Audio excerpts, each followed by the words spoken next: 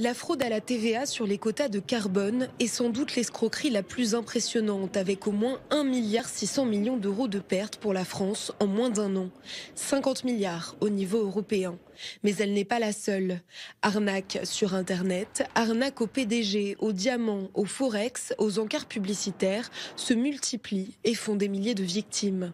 Depuis 2010, 3000 sociétés françaises ont été arnaquées par des faux ordres au virement, avec un préjudice estimé à près de 700 millions d'euros.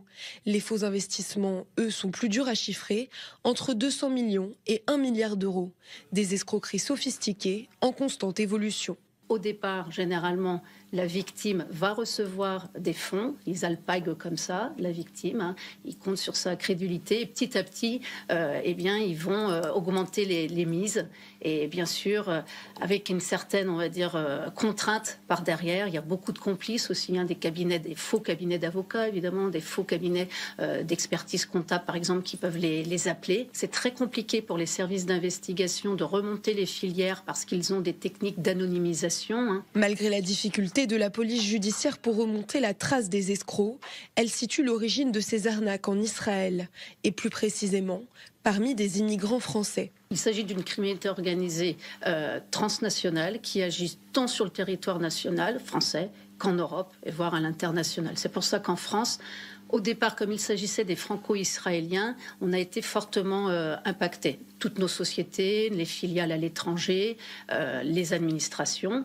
Et puis, ils ont adopté, à chaque fois, ils adaptent leur modus operandi. Et petit à petit, ça a gagné donc toute l'Europe. Dans son rapport interne, le CIRASCO, le service de police judiciaire qui collecte les données nécessaires à l'analyse des activités des groupes criminels organisés, pointe également du doigt le mode de vie de ces criminels présumés, et notamment de ceux qui ont fui en Israël pour échapper à la justice française.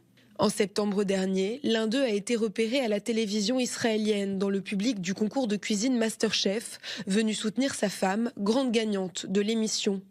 Eddie Habitant a été condamné par contumace dans 2 affaires de fraude qui s'élèvent à plus de 400 millions de dollars. Il ne s'est jamais présenté à ces 2 procès en France. Et il n'est pas le seul à avoir fait le choix de s'échapper en Israël, renforçant ainsi un peu plus le mythe de refuge de criminels juifs attribué par certains à l'État hébreu à tort. Israël peut extrader vers la France un ressortissant israélien, elle l'a déjà fait à plusieurs reprises. C'est très rare, et c'est cette rareté qui fait que beaucoup de personnes s'imaginent que s'ils ont la nationalité israélienne, ils ne seront jamais extradés, ou même s'ils sont juifs en Israël, ils bénéficieront d'une protection du retour. Rareté qui s'expliquerait également par la différence de système judiciaire entre les 2 pays, et donc une incompréhension mutuelle. Fait notable, le franco-israélien Stéphane Alzra, soupçonné d'avoir participé à une escroquerie fiscale à 51 millions d'euros, a été extradé en avril dernier vers la France.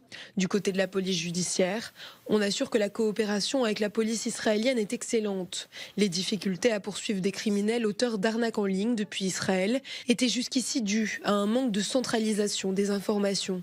Une situation qui devrait évoluer avec l'arrivée d'un nouvel outil. Nous allons déployer un outil qui s'appelle Thésée, qui permettra de prendre toutes les plaintes en ligne pour les escroqueries commises sur Internet. Toutes ces plaintes seront donc centralisé dans mon service pour pouvoir faire l'objet de rapprochements et de recoupements. Et à partir de là, on aura une visibilité beaucoup plus globale qui nous permettra de définir avec plus de précision, plus de finesse, les liens entre la France et les pays sources. Objectif, démasquer les individus ou cellules qui se cachent derrière chaque escroquerie.